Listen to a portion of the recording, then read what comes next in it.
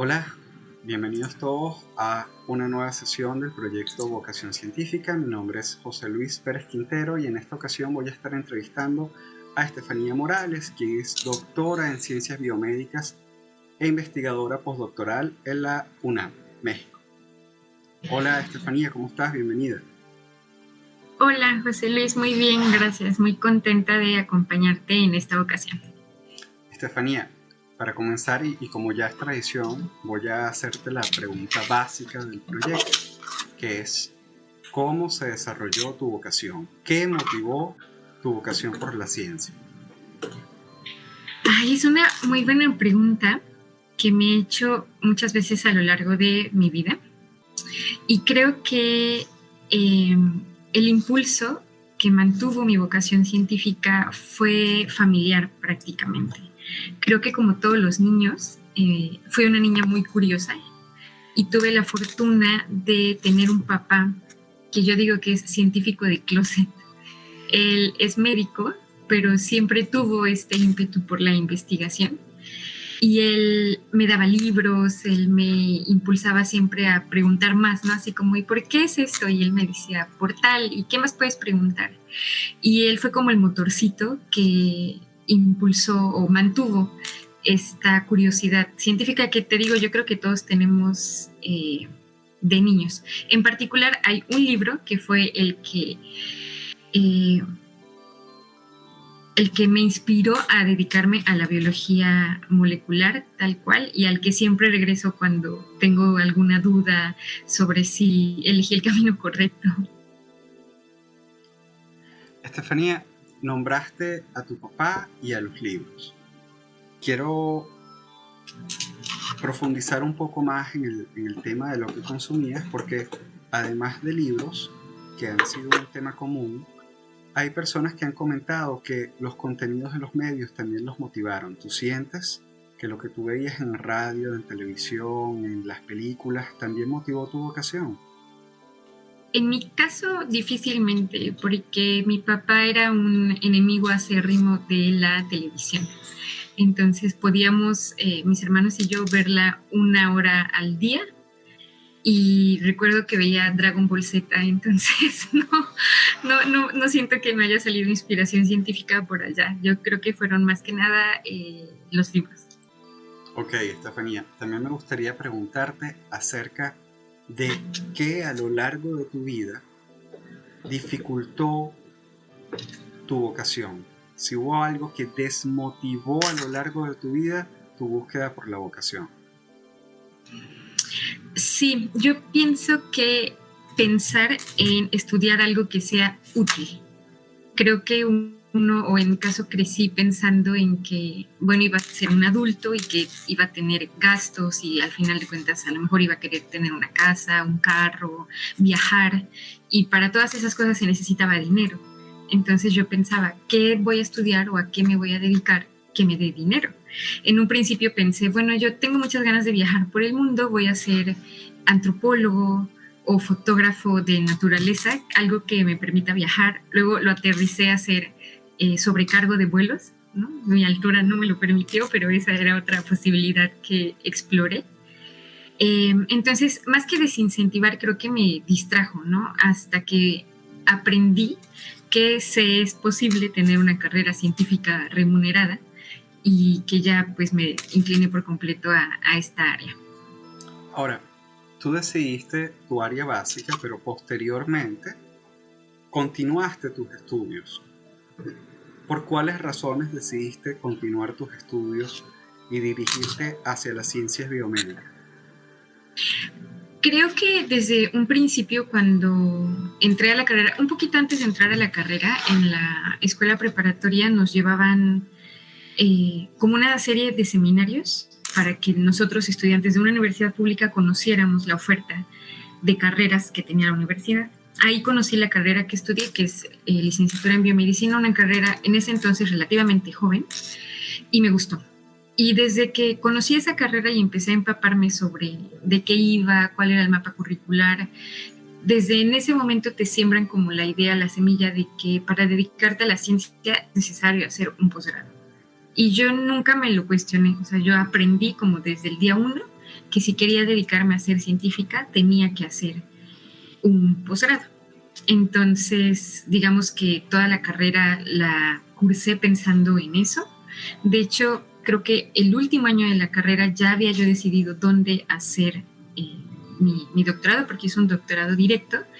Y el tema fue más que nada porque creo que desde siempre me han gustado las bacterias. Creo que este libro que te mencionaba me llevó a la biología molecular. Las materias que tomé durante la universidad me hicieron enamorarme de ellas, así que la decisión fue muy fácil, como este posgrado ofrece temas de investigación acerca de biología molecular de bacterias y dije, pues de aquí soy. De hecho, participé en 3 posgrados diferentes al mismo tiempo. Me quedé en ciencias biomédicas porque fue el primero que me dijo que sí. Entonces, ya ni esperé los demás. Me dijeron que sí y en ese me apunté.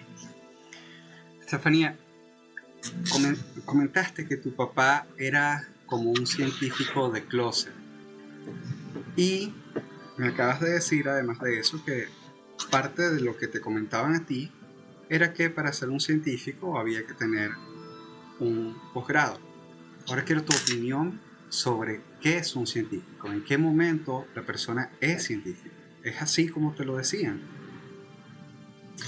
Ay, esa es una muy buena pregunta y cae como anillo al dedo porque justo hay una estudiante de doctorado en Twitter que levantó esa pregunta, ¿no? ¿Quién es científico? ¿En qué momento nos volvemos científicos? Creo que yo digo que mi papá es científico de closet porque no se dedicó a la ciencia, ¿no? Es decir, es médico, él hace su consulta y le gusta leer sobre ciencia, está muy enterado de todo lo que ocurre, le gusta reflexionar acerca de temas científicos, pero no se dedica a ello. Entonces, creo que por eso digo que mi papá no es un científico. Que tengas que ser doctor en ciencias o maestro en ciencias para hacer ciencia, no lo sé. Creo que eso es algo que ha dictado o moldeado la sociedad en la que estamos, ¿no? Es como, bueno, tú quieres dedicarte a la medicina, has de estudiar esto. Tú quieres dedicarte a la contaduría, tienes que estudiar esto. ¿Quieres ser científico?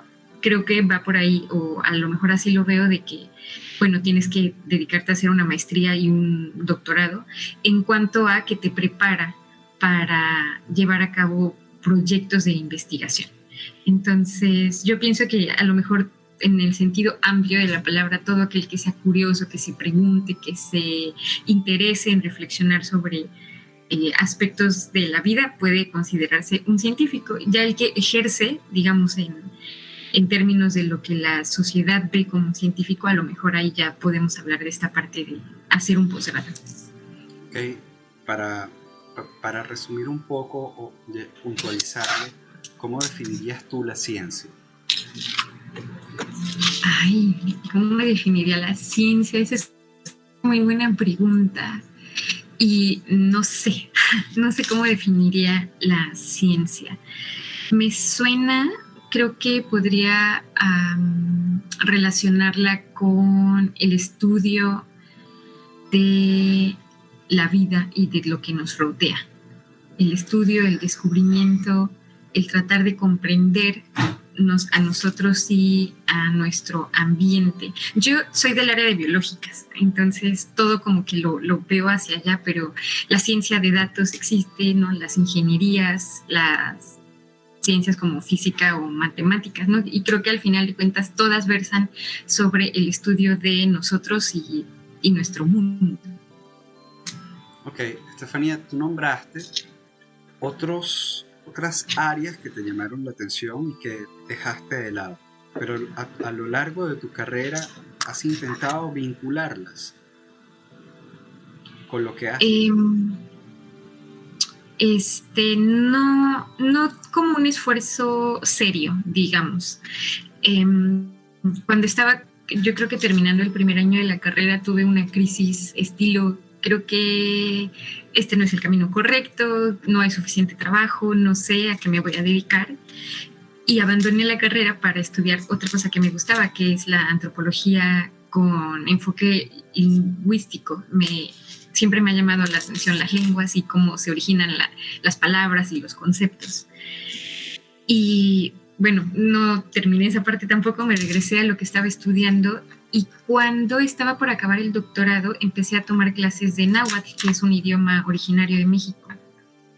Y entonces quise presentar mi tesis de doctorado, por lo menos el resumen, en náhuatl y español, como una manera, digamos, de acercar, de hacer divulgación y difusión de ciencias en otros idiomas, y más que nada en esa población que está rezagada. No sé qué tan enterados estés de la discriminación que hay contra las personas que hablan lenguas originarias y que están, pues están muy orillados y están fuera del panorama nacional. No creo que, o sea, que te encuentres a alguien estudiando licenciatura o posgrado que tenga esos orígenes, son pocos. Y yo creo que ese es el único intento más o menos serio que yo intenté de vincular algo que me gustara más allá de la ciencia y no resultó. Pero fuera de eso no he hecho otros esfuerzos. Estefanía, hablando de prejuicios, varias veces comentaron, sobre todo las entrevistadas, que tuvieron episodios de prejuicios por ser mujeres. ¿Eso también sucedió contigo a lo largo de tu carrera? Sí, de la carrera y de la vida. Por lo menos la generación de investigadores con los que yo me preparé, es decir, los que son nuestros mentores, todavía me tocó ver casos de que te ven menos o te hacen menos por ser mujer, ¿no? Y se nota cuando tú tienes un compañero, digamos en mi caso en particular, un compañero en igualdad de condiciones, ¿no? Estamos estudiando lo mismo, estamos en el mismo semestre, no hay alguna diferencia evidente, solo que somos dos personas y el trato sí es diferente, ¿no? Yo creo que es hasta inconsciente. Y se dice, ¿no? Como es que se sabe que tal doctora favorece a los hombres o algo así. E incluso me pasó que un laboratorio en el que yo pretendía hacer el doctorado, literal, el asesor me preguntó así como, ¿tienes planes de embarazarte? Porque una mujer embarazada ya no sirve para hacer ciencia, ¿no? Entonces, creo que en su momento no entendí, no dimensioné, porque no estaba en mis planes embarazarme, pero después te das cuenta, ¿no? Que esas formas de violencia que tenemos tan naturalizadas son dañinas para una persona y que van en detrimento de carreras. Y puedo enlistar, ¿no? Compañeras, colegas que se quedaron en el camino de ser investigadoras justo porque se toparon con estas trabas, investigadores que ya no las quieren mentorar o algunas otras cosas. Estefanía, ahora me gustaría preguntarte acerca de ti, sobre los rasgos de tu personalidad. ¿Tú sientes que en términos de personalidad eres distinta a otras personas que no comparten la vocación científica? Tengo la impresión de que sí. Y eso es porque en mi esfera, en mi círculo, que son yo, mis compañeros del posgrado, mis compañeros del laboratorio, somos muy parecidos entre nosotros. Entonces, en ese sentido, uno no se da cuenta si es diferente de los demás. Pero cuando salimos de esa esfera y platicas con colegas de otras áreas, te involucras con gente de otras áreas, es hasta un choque de decir, pero ¿cómo es que se la pasan todo el día encerrados en el laboratorio y disfrutan hacerlo? Y yo es como, pero ¿cómo es que no puedes imaginarte todo el día en un laboratorio y disfrutar hacerlo? Entonces creo que sí hay rasgos que nos distinguen a nosotros y que nos permiten dedicarnos con tanto ahínco a esto. Digo, ¿quién se encierra en un laboratorio 8, 10 horas a repetir un experimento y hacerlo de vuelta y hacerlo de vuelta con obsesión, con atención al detalle, ser minuciosos y disfrutarlo? Entonces creo que sí hay rasgos de la personalidad que nos distinguen, por lo menos en el área en la que estoy. Estefanía, ¿tú crees que esos rasgos se desarrollaron mientras estabas estudiando o que desde niña ya los tenías? Yo creo que a lo mejor hay de ambos. La curiosidad creo que la tengo muy identificada desde que era niña y es algo que se mantiene, ¿no? Este afán de hacer preguntas, de conocer, de interpretar, de proponer, es un rasgo que creo que identifico desde mi infancia. La disciplina creo que es algo que también a lo mejor traía y mejoré, ¿no? Esto de sentarte a leer, a analizar, a presentar, es algo que a lo mejor traes un poco y luego lo trabajas. El quehacer científico, el rigor, de la ciencia de mi área es algo que también trabajas, no es algo con lo que tú vengas, ¿no? Sino la práctica, el estudio, la preparación no propia de los posgrados, creo que es lo que te va acentuando algunas características. Entonces, creo que hay cosas que traía y cosas que he aprendido.